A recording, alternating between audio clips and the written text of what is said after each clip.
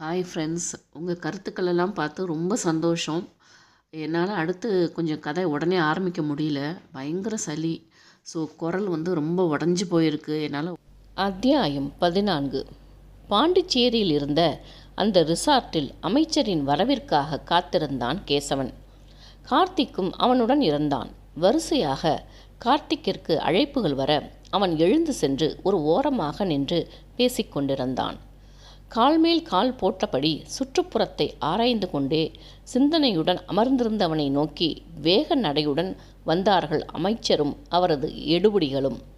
இறுக்கமான முகபாவத்துடன் வந்து கொண்டிருந்த மந்திரியை தனது கூர்விழிகளால் அளந்து கொண்டே அலட்சியமாக அமர்ந்திருப்பவனைக் கண்டு தங்கமணிக்கு உள்ளுக்குள் எரிச்சலை ஏற்படுத்தியது. தன்னை கண்டு எழாமல் தெனாவட்டாக அமர்ந்திருப்பவன் மீது வன்மம் பெருகியது. அவன் முன்னே சென்றமர்ந்தவர், "என்ன பண்ணி வச்சிருக்க கேசவா?" என்றார் கடுப்புடன். தாடையை தடவியபடியே, "இன்னும் எதுவும் பண்ணவே ஆரம்பிக்கல பாஸ்" என்றான் கூரான பார்வையுடன். "இங்கே பாரு, லிங்கம் எடுத்துகிட்டு போனப்ப அதை எடுக்க சொன்னது நான் தான். ஆனால் நீ என்கிட்டயே உன் ஆட்டத்தை காட்டுறது நல்லதில்லை" என்றார் கோபமாக. சற்று முன்னே நகர்ந்து மெல்லிய குரலில், "பதவி இருக்கிற வரை மட்டும்தான் உங்கள் ஆட்டம் செல்லுபடியாகும் பாஸ். நான் அப்படி இல்லை. எதுவும் நானாக வேண்டாம்னு ஒதுக்கினாதான் உண்டு" என்றான் மிரட்டலாக. அவனது பேச்சில் கோபமடைந்தவர், "அதிகாரமும் பதவியும் உதவலேனா நீ எல்லாம் டம்மி பீஸு" என்றவர் கால் மேல் கால் போட்டுக்கொண்டு அவனை திமிராக பார்த்தார். இதழில் எழுந்த நக்கலான சிரிப்புடன், "உங்கள் பதவியை வச்சு இந்த ஆணியை பிடுங்கித்தான் பாருங்களேன்." லேசாக தலையை முன்னும் பின்னும் அசைத்து, "பார்க்கத்தானே போகிற கேசவா. என்னை சாதாரணமாக எடை போடாத. நான் சாணக்கியன். என்னிடம் பகைச்சிக்காத."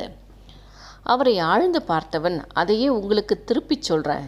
என் வழியில் குறுக்கிடாதீங்க" என்றான் மிரட்டலாக. அவரோ அலட்டிக்கொள்ளாமல், "எனக்கு அந்த டாக்குமெண்ட்ஸ் வேணும். அதுக்காக என்ன வேணாலும் செய்வேன்" என்றார் கண்களில் கோபத்தை காண்பித்து.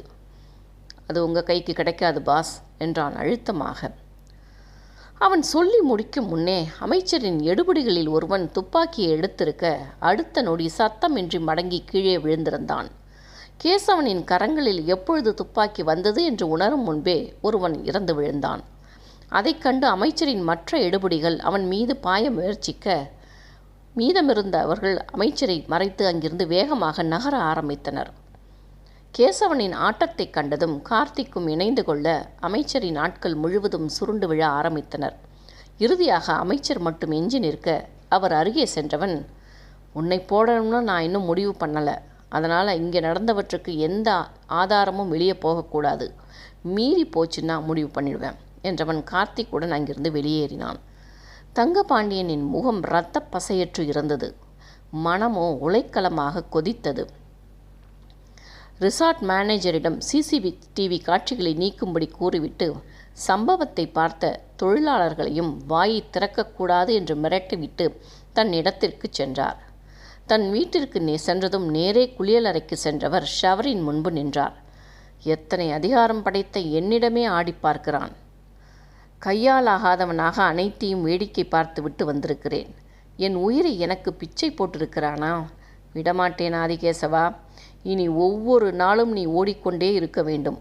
உன் வாழ்வில் நிம்மதி என்ற ஒன்று கிடையவே கிடையாது" என்று அவனை அழிக்கும் வெறியுடன் நின்றார். ஈசிஆர் வீட்டிற்கு வந்தவன் நேரே கடல் அன்னையிடம் சென்று நின்றான். தான் இன்று நடத்தி இருக்கும் சம்பவம் பல பிரச்சனைகளின் ஆரம்பமாக இருக்கும் என்று புரிந்தது. தங்கபாண்டியனின் நடவடிக்கையினால் தான் இன்று அதிகப்படியாக சிலவற்றை செய்ய வேண்டியதாகிவிட்டது என்பதை உணர்ந்தே இருந்தான். அவன் பின்னே சென்று நின்ற கார்த்தி, "கேசவா, இதை நான் எதிர்பார்க்கவே இல்லை. ஏற்கனவே டாக்குமெண்ட்ஸ் விஷயத்தில் கருணா ஒரு பக்கம், தலைவர் ஒரு பக்கம்னு கண்காணிப்பு அதிகமாக இருக்குது. இப்போ இந்த 7:30 வேற இழுத்து விட்டுருக்க" என்றான் எரிச்சலாக. "தெரியும். என்ன தெரியும்? தலைவரை சமாளிக்கலாம். ஆனால் இந்த தங்கபாண்டியன் மோசமானவன். குள்ள நரி மாதிரி எந்த வழியில் வேணும்னாலும் இறங்குவான். பார்த்துக்கலாம். அவன் கையில் அதிகாரம் வேறு இருக்குது. அதை வச்சு ஒரு ஆணியும் பிடுங்க முடியாது." "எல்லாம் கேட்க நல்லா இருக்குது கேசவா. ஆனால் இது இப்போ தேவையா? லிங்கம் கொண்டு போனப்போ அழகாக சமாளித்து காயை நகர்த்தினேன். அன்னைக்கே உன்னை முடிக்கத்தான் ட்ரை பண்ணாங்க. இனி அந்த ஆள் சும்மா விடமாட்டார்." அதுவரை இருக்க கட்டிய கையுடன் நின்று கொண்டிருந்தவன் மெல்லிய சிரிப்புடன், "எனக்கு இந்த கேம் பிடிச்சிருக்கு கார்த்தி. நம்ம கழுத்துக்கு கத்தி தொங்குதுன்னு தெரிஞ்சே பல சம்பவங்களை பண்ண போகிறது தில்லாக இருக்கும். ஆடுபுடி ஆட்டத்தில் ஜெயிக்க போகிறது நான் மட்டுமே. அவனை கூர்ந்து பார்த்தவன், வெற்றி தோல்வியை பற்றி நான் கவலைப்படலை கேசவா. நீ தான் ஜெயிப்பேன்னு எனக்கு தெரியும். ஆனால் அந்த டாக்குமெண்ட்ஸ் இவன் கையில் சிக்கினா என்னென்ன விபரீதங்கள் நடக்கும்னு நினச்சேன். அதுதான் நீ தேவையில்லாமல் சொரிஞ்சு விட்டுட்டியோன்னு தோணுது. நேரே சென்று கார்த்திக்கின் தோள்களை அழுந்த பிடித்து, எல்லோரும் தேடணும், நான் மட்டும் தேடுவதில் சுவாரஸ்யம் இல்லை கார்த்தி. அத்தனை பேரும் தேடி அது என் கையில் கிடைக்கும்போது என்றவன் கண்களை மூடி நின்றான். அதை கண்டு தன்னை அறியாமல் புன்னகை எழ, வேற யார் கையிலையும் கிடைச்சா என்றான் குறும்புடன். அரை கண்ணை திறந்து வாய்ப்பே இல்லை என்றான் மந்தகாச புன்னகையுடன். அவனை பார்த்தபடி மண்ணில் அமர்ந்த கார்த்திக், உனக்கு எப்போ அந்த டாக்குமெண்ட் பற்றிய விஷயம் தெரிந்தது கேசவா? மௌனமாக அவன் அருகே சென்று அமர்ந்து கொண்டவன் கரையை தேடி ஓடி வரும் அலைகளை பார்த்து, 6 மாதம் முன்பு என்றான். அதை கேட்ட கார்த்தி சற்று நேரம் அமைதியாக இருந்தான். சின்ன வயசில் ஒருவேளை சோத்துக்காக அடித்து பிழைக்க ஆரம்பித்தேன். என்னை கண்டு எதிராளியின் கண்களில் தெரிந்த பயம் எனக்கு தைரியத்தையும் திமிரையும் கொடுத்துச்சு.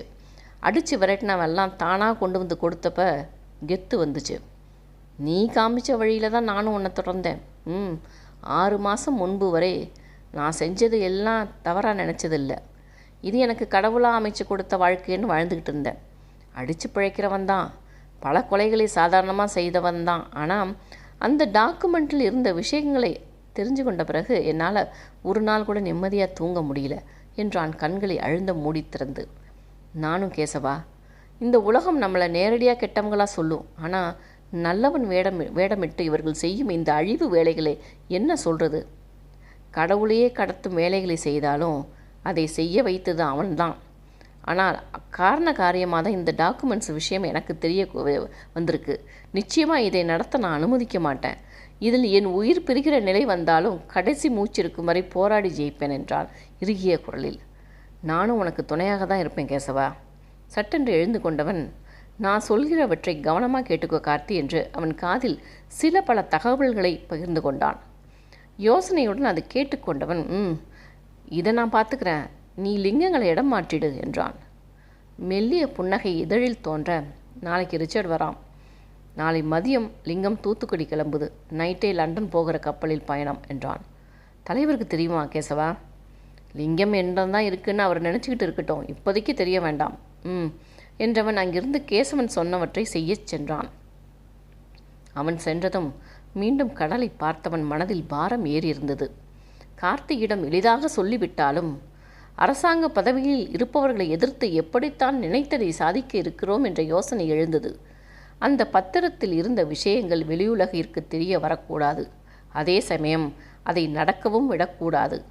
இவற்றை செய்ய தான் எந்நேரமும் விழிப்பாக இருப்பதோடு நிறைய போராட்டங்களை சந்திக்க வேண்டியிருக்கும் என்பதை உணர்ந்தான். அவன் மனம் மெல்ல கணக்கு போட ஆரம்பித்தது. பத்திரம் கைக்கு கிடைக்கும் முன்பு சில விஷயங்களை செய்ய ஆரம்பித்து விட வேண்டும். எவர் கையிலும் கிடைக்காத வரை அந்த பத்திரத்தில் உள்ளவற்றை செயல்படுத்த முனைய மாட்டார்கள். அவர்களின் நோக்கம் மக்களுக்கு தெரியாமலேயே அதை செய்து முடிக்க வேண்டும் என்பதுதான். அதனால் அந்த பத்திரத்தில் இருப்பது நல்லதல்ல. அதனால் அது கிடைக்கும் வரை கையை கட்டி கொண்டு இருந்தே ஆக வேண்டிய நிலை. ஆனால் தான் அப்படி இருக்க வேண்டியதில்லை. அதில் உள்ளவற்றை செயல்படுத்தாமல் இருக்க இப்பொழுதை காய் நகர்த்த வேண்டும் என்று முடிவெடுத்து கொண்டான். மெல்ல எழுந்து வீட்டினுள் வந்தவன் தனது அறைக்கு சென்று அங்கிருந்த லேப்டாப்பை ஆன் செய்து சில தகவல்களை சேகரிக்க ஆரம்பித்தான். அதிலிருந்த ஒவ்வொன்றையும் படிக்க அவன் நெஞ்சம் நொறுங்கி போனது. அன்றைய இரவு முழுவதும் தகவல்கள் சேகரிப்பதிலேயே நேரத்தை கடத்தினான். அவன் மனம் பல கணக்குகளை போட ஆரம்பித்திருந்தது. விடியும் நேரம் கார்த்திக்கை அழைத்து ஒரு எண்ணை கொடுத்து பேசி அவரை வீட்டிற்கு அழைத்து வரும்படி கூறினான். உடனே கூட்டிட்டு வரணுமா கேசவா? கூட்டிட்டு வர வேண்டாம். நான் கேட்கும் சில தகவல்களுக்கு அவரிடம்தான் பதில் இருக்கு. அவரை நான் பார்க்கணும். ஆனால் என்னால் அவருக்கு ஆபத்து ஏற்படக்கூடாது. அதனால் பெசன்ட் நகர் பீச் கிட்ட இருக்கிற நம்ம முனியாண்டி குடிசைக்கு கூட்டிகிட்டு வர சொல்லிடு. நான் அங்கே அவரை பார்த்து பேசுகிறேன் இன்னும் 1 மணி நேரத்தில் என்றான். அதன் பின்பு மேலும் சில பல தகவல்களை சேகரித்து கொண்டவன் தனது காரில் தனது உயரத்திற்கும் உருவ ஒற்றுமையுடைய ஒருவனை அமர வைத்து கார் கண்ணாடிகளை ஏற்றிவிட்டு வெளியேற்றினான்.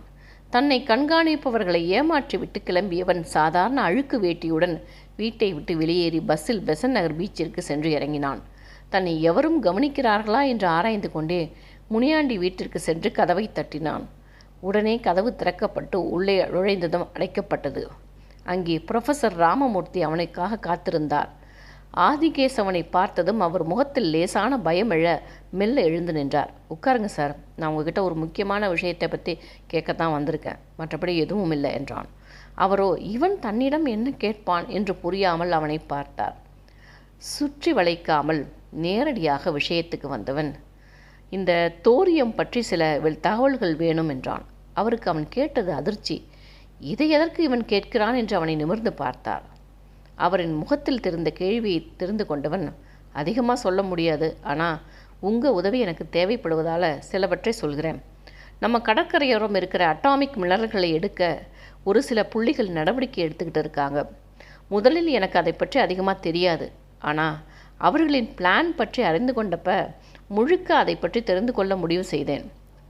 எனக்கு அதற்கான முழு தகவல்களும் கிடைக்கலேனாலும் மிக மோசமான விளைவுகளை ஏற்படுத்தக்கூடிய ஒரு திட்டமாக தான் தெரியுது. அதுவும் அரசாங்கத்துக்கு தெரியாமலேயே ஆரம்பிக்கப் போகிற திட்டம்தான் அது. அதற்கு நான் உங்ககிட்ட சிலவற்றை தெரிந்து கொள்ளலாம் என்று நினைக்கிறேன் என்றான். அவன் சொன்னதை கேட்டு அதிர்ந்து போனவர், ஏற்கனவே நம்ம கடற்கரைகள் வலுவிழந்து காணப்படுது.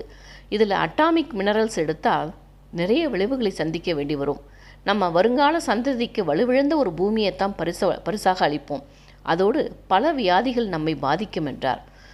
என்றவன் மேலும் பல தகவல்களை கேட்க அனைத்திற்கும் அவர் பதிலளித்தார். இறுதியாக, நான் ஒன்று கேட்கலாமா என்றார். கேளுங்க.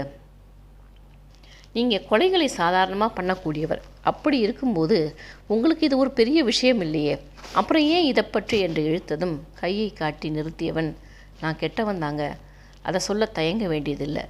என் வரையில் நான் செய்வது நியாயம். ஆனால் இந்த திட்டத்தை பொறுத்தவரை இதை செய்கிறவன் என்னை பொறுத்தவரை மாபாதகன். என்னால் முடிந்தவரை இதை தடுக்க முயற்சி செய்வேன். நான் உங்களிடம் கேட்ட இந்த தகவலோ நான் சொன்ன செய்தியோ எதுவும் வெளியில் போகக்கூடாது.